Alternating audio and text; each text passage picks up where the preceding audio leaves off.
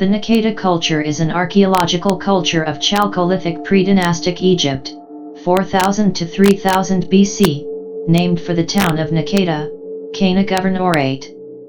It is divided in three sub-periods, Naqada 1, 2, and 3. The Amrit-Yen culture lasted from about 4000 to 3500 BC. It is named after the site of El Amra, about 120 kilometers south of Battery. El Amra is the first site where this culture group was found unmingled with the later Jerseyan culture group, but this period is better attested at the Naqada site, so it also is referred to as the Naqada I culture. Black-topped ware continues to appear, but white cross-line ware, a type of pottery which has been decorated with close parallel white lines being crossed by another set of close parallel white lines, is also found at this time.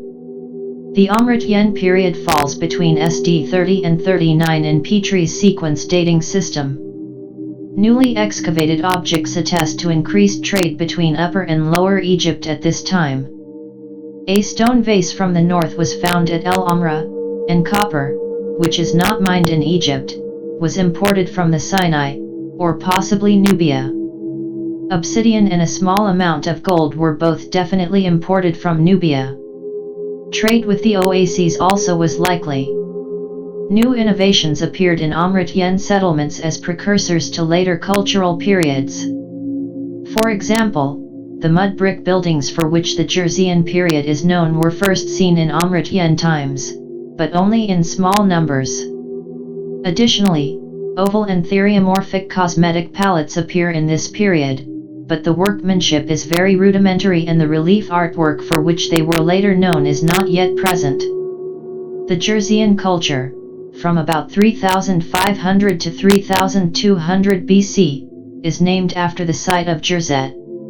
It was the next stage in Egyptian cultural development, and it was during this time that the foundation of dynastic Egypt was laid. Jerseyan culture is largely an unbroken development out of Amrit-Yen culture, starting in the delta and moving south through Upper Egypt, but failing to dislodge Amrit-Yen culture in Nubia. Jerseyan pottery is assigned values from SD 40 through 62, and is distinctly different from Amrit-Yen white cross-lined wares or black-topped ware. Jerseyan pottery was painted mostly in dark red with pictures of animals, people, and ships, as well as geometric symbols that appear derived from animals. Also, wavy handles, rare before this period, though occasionally found as early as SD 35, became more common and more elaborate until they were almost completely ornamental. Jerseyan culture coincided with a significant decline in rainfall, and farming along the Nile now produced the vast majority of food, though contemporary paintings indicate that hunting was not entirely foregone. With increased food supplies, Egyptians adopted a much more sedentary lifestyle and cities grew as large as 5,000. It was in this time that Egyptian city dwellers stopped building with reeds and began mass-producing mud bricks, first found in the Amrit-Yen period, to build their cities.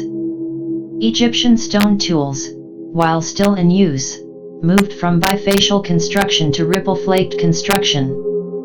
Copper was used for all kinds of tools, and the first copper weaponry appears here. Silver, gold, lapis, and faience were used ornamentally, and the grinding palettes used for eye paint since the Badarian period began to be adorned with relief carvings. The first tombs in classic Egyptian style were also built, modeled after ordinary houses and sometimes composed of multiple rooms. Although further excavations in the delta are needed, this style is generally believed to originate there and not in Upper Egypt. Although the Jerseyan culture is now clearly identified as being the continuation of the Amrit-Yen period, significant Mesopotamian influence worked its way into Egypt during the Jerseyan, interpreted in previous years as evidence of a Mesopotamian ruling class, the so-called dynastic race, coming to power over Upper Egypt. This idea no longer attracts academic support. Distinctly foreign objects and art forms entered Egypt during this period, indicating contacts with several parts of Asia.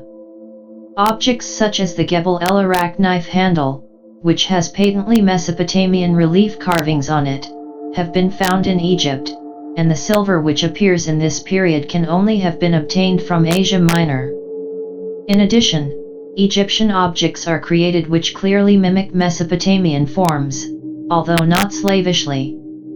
Cylinder seals appear in Egypt, as well as recessed paneling architecture. The Egyptian reliefs on cosmetic palettes are clearly made in the same style as the contemporary Mesopotamian Uruk culture.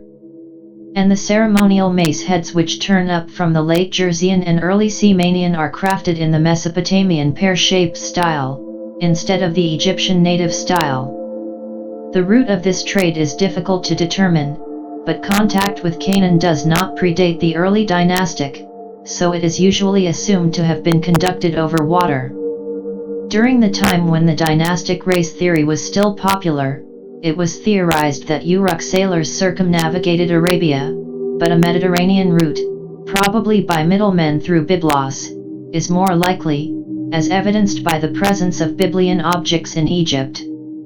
The fact that so many Jersean sites are at the mouths of wadis that lead to the Red Sea may indicate some amount of trade via the Red Sea, though Biblian trade potentially could have crossed the Sinai and then taken the Red Sea.